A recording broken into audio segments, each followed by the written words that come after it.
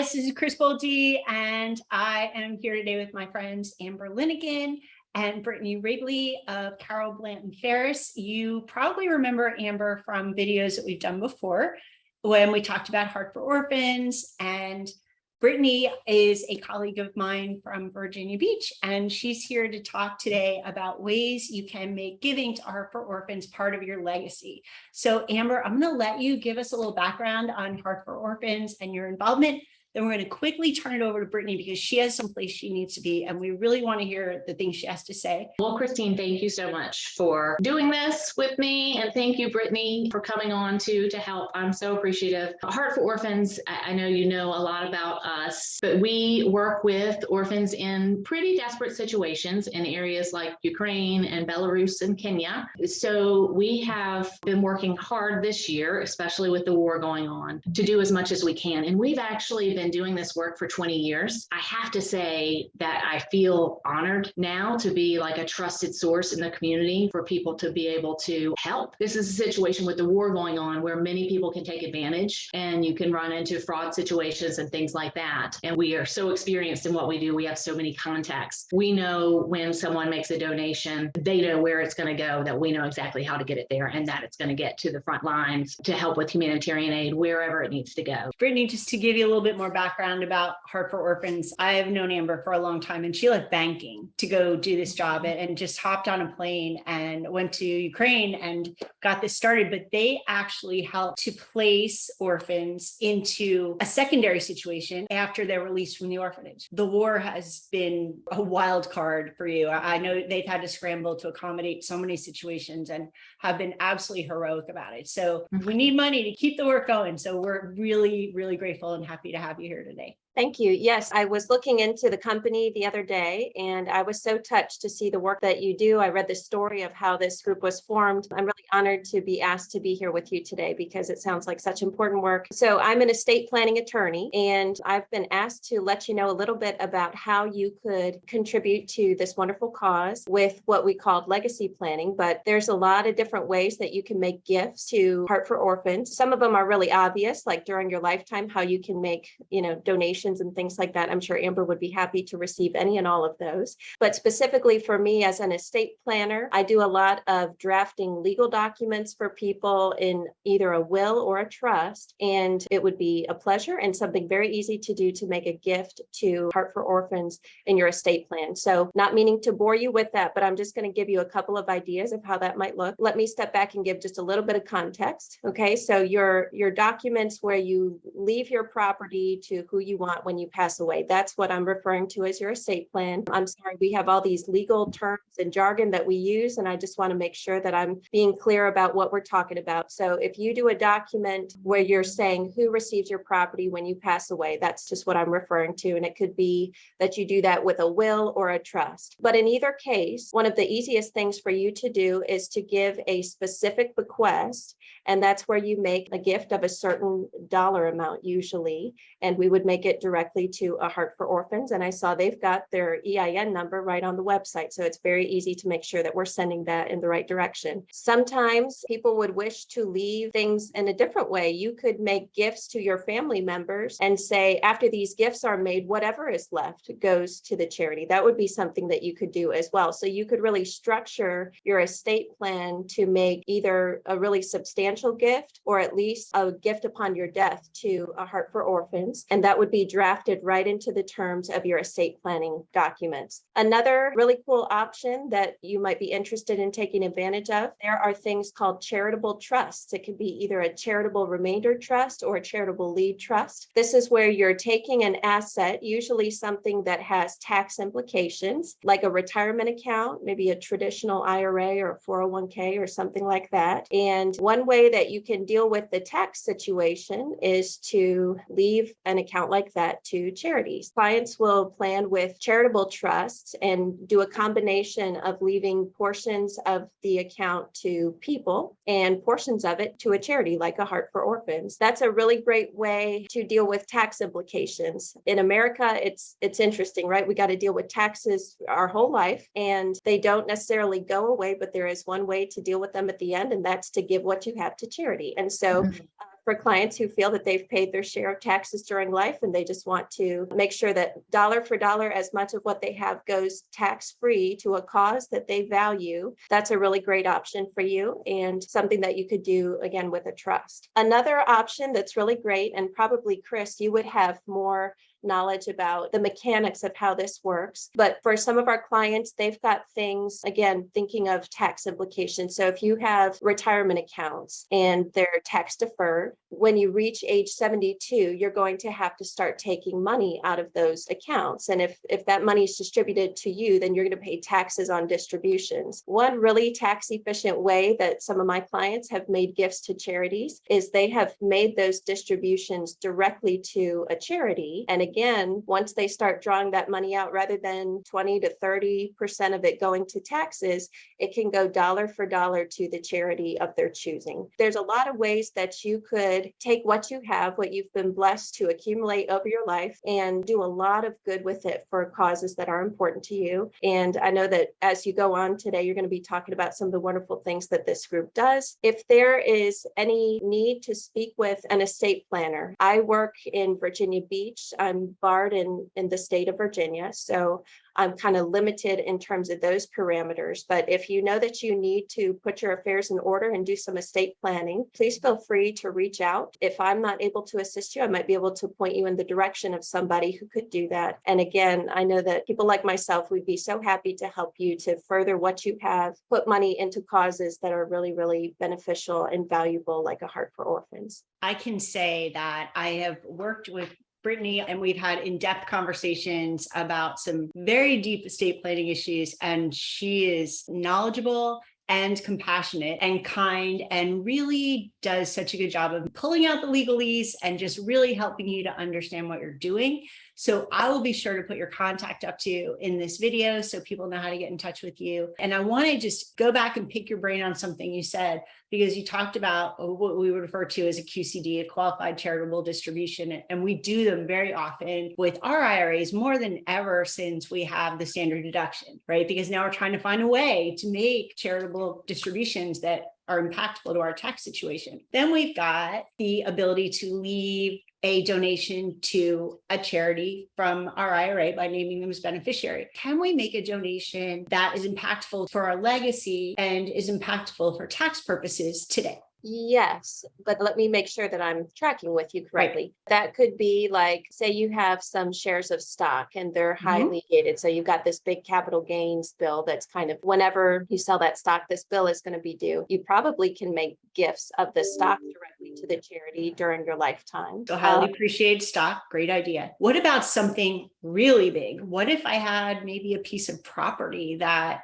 I wanted to use, but after my lifetime would love to go to a charity like Heart for Orphans? Anything that we can do there for that planning? Absolutely. Yeah. You could put a property like that into a trust, not to go on a huge tangent, but a trust. I just think of that as a contract. It's an agreement between parties about how property is to be managed. A lot of my clients plan with something called a revocable living trust. It's an agreement about how their property is going to be managed during their lifetime, but also upon their death. And the fact that it's revocable means that they retain control over it during their lifetime. And so you could very easily put your house or a piece of property that you own, maybe a second residence or something like that, into the trust and retain control over it during your lifetime. But then when you pass away, have that be given to the charity as a specific bequest. That would be kind of that first option that I was talking about. And what's nice about that too, if you have things other than cash that could be really valuable, real estate could be rented out and the proceeds distributed. Like there are layers of what you could do depending on what you have. And I think everybody would love to be creative in terms of,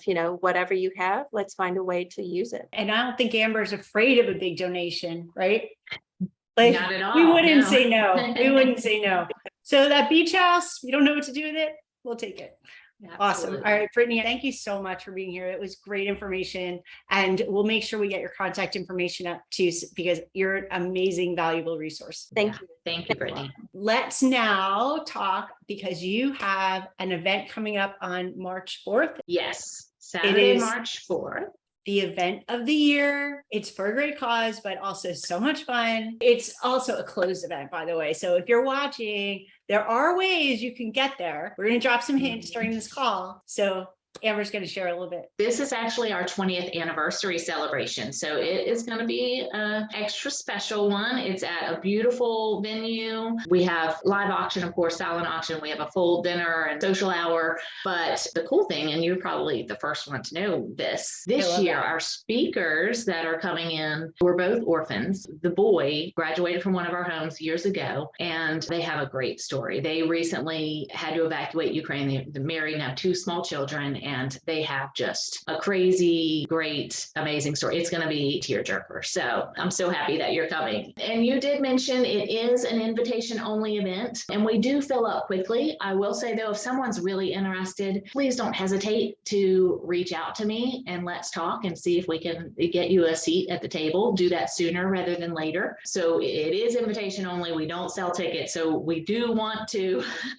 bring in funds to cover the cost of the event. That's like my number one goal, is to make sure night of the event I come there and it's paid for. So there are personal sponsorships. You can buy a table either for 8 or for 10. So you can invite your own guests, but you're paying for their meals basically. You can also, if you choose not to come, but want to help with a certain expense, like there's beverage sponsorship that helps pay for some of the beverages. There's catering sponsorships. There's different ways that you can help, and corporate sponsorships as well. It's a great opportunity with a lot of elite people. So certain businesses will come in and have a table of, say 10 people. They have their business there. They network some, and they pay for their table. For small business owners, a great way to make some contacts and meet new friends, of course. Yes. And it's really fun. It really is. It's a great night where you can get to know some great people and have a good time. I think you also do some really fun things too around giveaways and maybe some local people donating very cool stuff. Right now, I am gathering items for silent auction and live auction. We like to have a really great array of items available for people. Have them get competitive and bidding and doing all that. So I am very much open right now to any small business that would like to give gift certificates or services. Those make great silent auction items. And then the larger items, like maybe a week stay in Hawaii, or which actually we do have a stay in Hawaii on our live auction this year. There's another little nugget. Amazing. Yeah, all these helpful tips. But those things we're still, I'm looking for opportunities like that too. So if somebody has a house in Nags Head that they want to donate for a week, or you have an extra car laying around and you want to make sense, right? Like if you're not at the beach house, get a tax break, right? Do some good. And it goes really well. Our live auction, people get really excited. And the silent auction, we've also brought in an option in the last couple of years that has made it really competitive. We've added an option, and people we'll put the link up. They can go in and register, and they'll get updates and things. All the items will come live like 10 days before the event. So February 23rd, I believe. And people can go on their phones and start bidding, and that goes through the night of the event. So we'll have people, seeing the items there in person, bidding on their phones, but also the bids from someone on their couch are coming in, and it gets so competitive. And it's so fun. So it's a great way to help. I will be there, but I'm also kind of shy. So I might not be someone who is like, so I can kind of sit there with my phone. Yes. So how would I do it? Where will it be? I will send you a link. You can get to it through the website, but it's its own platform. So, and it's totally safe. We're not selling anybody's information. We're not, but you go in and you put in, your basic info, and you just, whatever you want, you start to bid on it. And if you get outbid, they'll send you a text message that says, hey, you just got outbid. So you can choose whether you want to go in and bid again, or you can walk away. It's really easy and it's really fun. So let's just say that there was something I really wanted in the auction, and I had a bunch of friends, and I could share the link maybe on Facebook or share it with all my friends, and we could all bid for the same thing. Yeah. And drive the price up. It's not a bad idea, right? Because that's a really great idea. You are sneaky and competitive. Well, yes, definitely competitive. But I think too, it would help the cause, right? Absolutely. And I say Yeah. anything to help the cause. Absolutely. It just helps build the excitement and people keep bidding. And we had a lot of that last year where people just, they wanted to go in, take a peek. If they didn't see where something was getting many bids, they would just start bidding, and it got the people in the room excited. And so ended up being bidding wars when there may not have been if it hadn't been for that person on the couch, So much fun. And we talk about the fundraiser and we're half-hearted about it, but the truth is it's so timely. This organization really needs financial help. And what you guys do, so many things that you do that I love, but the money goes right to where it's needed on the front lines of this terrible war that is just heart-wrenching. So like, I want to at least mention that because this is really important work. It is. And we had a call with our team this morning. And I mean, it's not just Ukraine. We had our family in Kenya has 15 orphans right now that we're sending to school. And they have just had this horrible time with malaria, just kid after kid. Now their baby has malaria. So things like that, where if we can bring in the funds and help them get the medicines that they need, it's huge. That's what it's all about. It's really about the kids and all of them having a place to belong, whether or not they're displaced from their home in Ukraine and living in Romania temporarily. We want them to feel like they're where they belong. We want them to have their needs met. And we don't want them to have to worry about where their next meal is going to come from. That's the least of their worries. And, we've talked about this before too. And we have people in the States with great needs too. And I know that you do your share to help domestically. Absolutely. I do too. I think most everyone does. This doesn't displace your giving locally or domestically. It's just a really great way to be impactful overseas too. Well, that's one of the things that really stuck with me after my first trip to Ukraine was that this could have easily been me. I didn't have a perfect childhood here in the States, but I had a lot of resources and people around me, and these kids had no one. So you don't get to choose your circumstances. And these kids, it's of no fault of their own. So no, it always lifts me up too when we talk about the kids, and there are extraordinary circumstances right now, but I love to hear you talk about their spirit and their heart and their commitment. Can you, I know you're going to make me cry. It wouldn't be a call we did if I didn't, but just share a little bit about a couple of the stories if you don't mind. Well, I have one, and I think we may have talked about her before. She sticks out in particular to me just because she has such a great business mind, and anybody in my community knows I'm all about the local business women, but she had a really tough time. She was living on the streets at 2 years old, a few years living on the streets, trying to take care of her younger siblings, got taken to the orphanage, looked for her parents to come every single day, and they didn't. But when she graduated, she ended up going into a Heart for Orphans home just because really she lived on the streets before and she knew what her chances might be of that. So she begrudgingly came into one of our homes, and our house mother just brought her in and treated her like family, loved her, and showed her, what it's like to be a part of a strong family, how to do basic chores and cook, and introduced her to the Lord, and it changed her. Shortly after she got married, she had this dream that she wanted to become a house mother. And like I said, she goes after what she wants. So she stayed in touch with Nancy, and eventually she became a house mother. And now she's our house mother in Anastasia's house. She and her husband, Sergey, have 5 kids. 4 out of 5 of them are disabled. And she's